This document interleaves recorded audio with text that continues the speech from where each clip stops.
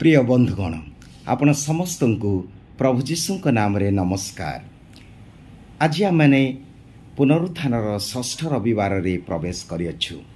आजिर प्रथम पठन रे आमने जानू जेतेबेले कर्नेलियुस जे जणे विजातीय थिले से जेतेबेले प्रभुंकर वाक्य शुणुथिले आ पवित्र आत्मा स्पर्श से अनुभव कले एवं से दीक्षा स्नान पाइले। आउ एथिरे प्रभु प्रकाश कले पितरों को जे ईश्वरंकर प्रेम सार्वजनीन से समस्तंक पाई आसिछंती से मुख पेक्षा करंती नाही। द्वितीय पठन रे आमे सुनिया को पाऊ जे आमर ईश्वरंकर परिचय कौन, आमर ईश्वरंकर व्यक्तित्व कौन, आमर ईश्वरंकर स्वभाव हैला, तांकर व्यक्तित्व हैला, तांकर नाम हैला प्रेम। आउ तेणु करी जे प्रेम करे से ईश्वर को जाने, कारण ईश्वर प्रेम। सुसमाचार रे प्रभु जीशु आमान को आह्वान करती तांकरी प्रेम रे अटल रहिया पे।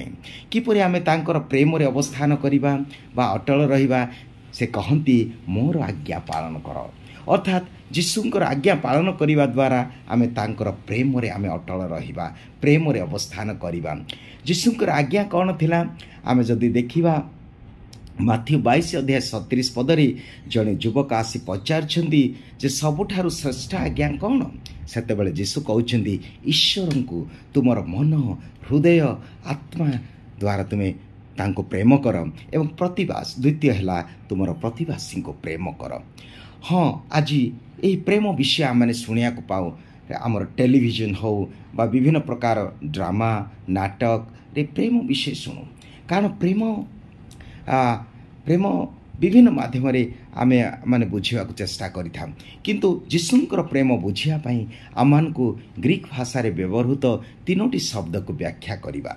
गोटी शब्द हैला ग्रीक भाषा रे जहा प्रेम को बुझाए एरोस। एरोस होची आकर्षणीय प्रेम, भाव प्रवणतार प्रेम, आवेगतार प्रेम। अर्थात जो प्रेम के आमे देखुछु टीनेज ठारू युवक युवती मान ठारे देखा दे थाए।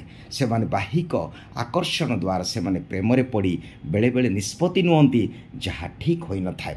अवश्य यही प्रेम मध्य ईश्वर को ठारू आसी थाए, किंतु आमान को एक निश्चित भाव एक समय ने निष्पत्ति नेबार समय नाए। जेतेबेले आमे भूल करि थाउ आमाने परे अनुताप करि थाउ। ते एहा हैला एरोस। आ गोटे प्रेम हैला जहाँ माने ग्रीक भाषा रे माने देखो फिलियल। फिलियल अर्थ है पारिवारिक प्रेम, रक्तगत प्रेम। अर्थात जेतेबेले आमर भाई भौणी बा बापा माँ को किसी असुविधा हो जाए बा रोगाग्रस्त हो जाती, विपद रे पड़ती, आमे भांगी पड़ू, आमे विचलित हो जाऊ, कारण से आमे गोटे परिवार गोटे रक्तर। तेणु आमान को बाधे। यहाँ हूँ फिलियल प्रेम। आउ गोटे प्रेम जो प्रेम रे जीशु आमान को प्रेम कले ताहेला आगापे। अर्थात यही प्रेम रे कौन सी स्वार्थ न थाए। जेतेबेले जड़े पड़ जाए आमे स्वत प्रवृत्त होई तांको उद्धार करि थाओ। जड़े जेतेबेले दुख रे पड़े आमे तांको उद्धार करे को जाओ। यह हैला आगापे प्रेम। आ जीशु आमान को यही प्रेम रे प्रेम कले। जीशु आमर भाषा कौन नथिले, जीशु आम देशर नथिले, जीशु आमानकर गोष्ठीर नथिले, किंतु जेतेबेले से देखिले जे एही मनुष्य जाति पापरे पड़ी कलबल होउची, सेतेबेले से कहले मु जाए, हे पिता मु मोर ए लोक मान को मु उद्धार करिया पई से आसिले। प्रिय भाई भौणी माने, तेणु से कौन से लोकंकर ए अवस्था देखी आमने जो पापरे पड़ी उठी पार नथिलु आ सेठू निजर जीवन दे से आमान को उद्धार कले। आ ताठारु बड़ी किछि प्रेम बड़ नाही। तेणु एई प्रेम को कहा जाय आगापे बा शर्त विहीन प्रेम, अनंतकालीन प्रेम एवं यह हूँ शाश्वत प्रेम। यह अनंतकालीन प्रेम जहाँ जेरेमिया 31:3 रे कहती जे मु तुमको अनंतकालीन प्रेम रे प्रेम करियछि, मु तुमको अनंतकालीन प्रेम रे प्रेम करियछि। अर्थात ईश्वर आमान को प्रेम कले, तेणु आमे ए जगत को आसिलु तांको द्वारा, तांको प्रेम द्वारा। आ वर्तमान आमे बंचिचु कारण ईश्वर आमान को प्रेम करिसेंती। आउ ईश्वर आमान को प्रेम करिबे, अर्थात भविष्य आगामी दिन गुड़िक से तांकर प्रेम उपर आमे भरोसा रखी आमे आगो को बढ़िया। से आमान को केबे हेले आमान को छाड़िबे नाही।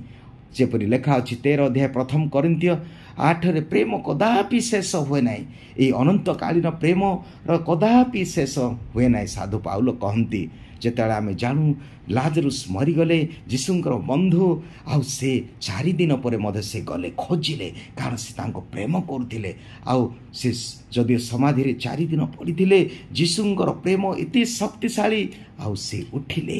ତେଣୁ ପ୍ରେମ ଜୀବନ ଦିଏ, ପ୍ରେମ ଆନନ୍ଦ ଦିଏ। ଆଜିର ବାକ୍ୟରେ କୁହାଯାଏ, ତୁମେ ଯଦି ମୋର ପ୍ରେମରେ ରହିବ ତେବେ ମୋର ଆଜ୍ଞା ପାଳନ କର। ଆଉ ତାଙ୍କର ଆଜ୍ଞା ହେଲା ଅନ୍ୟକୁ ପ୍ରେମ କରିବା, ଈଶ୍ୱରଙ୍କୁ ପ୍ରେମ କରିବା।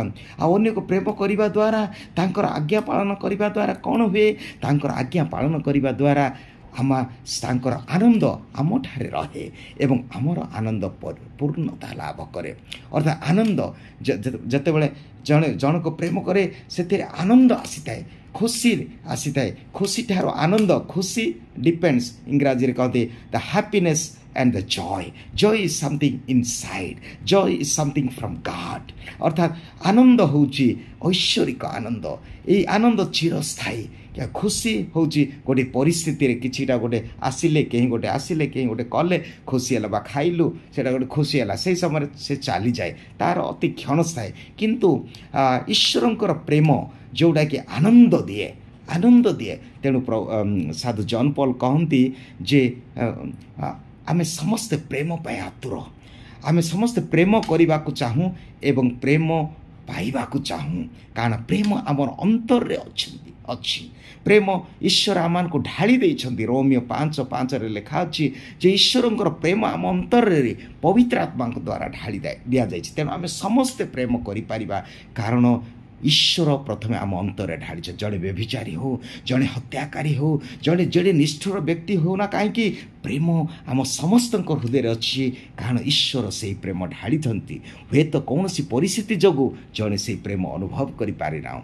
ତେଣୁ ପ୍ରିୟ ଭାଇ ଭଉଣୀମାନେ, ଆଜି ପ୍ରଭୁ ଆମମାନଙ୍କୁ ଆହ୍ୱାନ କରନ୍ତି ଏହି ସାର୍ବଜନୀନ ପ୍ରେମ, ଏହି ଅନନ୍ତକାଳୀନ ପ୍ରେମ, ଏହି ଐଶ୍ୱରିକ ପ୍ରେମରେ ଆଜି ଆମେ ଅନ୍ୟକୁ ମଧ୍ୟ ପ୍ରେମ କରିବା। ଯେତେବେଳେ ଅନ୍ୟ ଜଣେ ଦୁଃଖରେ ଜଣେ ରହିଛି, ଜଣେ ଆଜି ତାଠାରେ କିଛି ନାହିଁ, ତେବେ ଆମର ପ୍ରେମ ସ୍ୱତଃପ୍ରବୃତ୍ତ ହୋଇ ତାଙ୍କୁ ଉଦ୍ଧାର କରିବା, ତାଙ୍କ ପ୍ରତି ଆନ୍ତରିକତା ପ୍ରକାଶ କରିବା। ଆଜି ପ୍ରଭୁ କହୁଛନ୍ତି, ତୁମେ ଯଦି ମୋର ପ୍ରେମରେ ଅବସ୍ଥାନ କର, ତେବେ ତୁମର ଆନନ୍ଦ ପୂର୍ଣ୍ଣତା ଲାଭ କରିବ, ଆଉ ତୁମେ ଯାହା ମାଗିବ ତାହା ଦିଆଯିବ।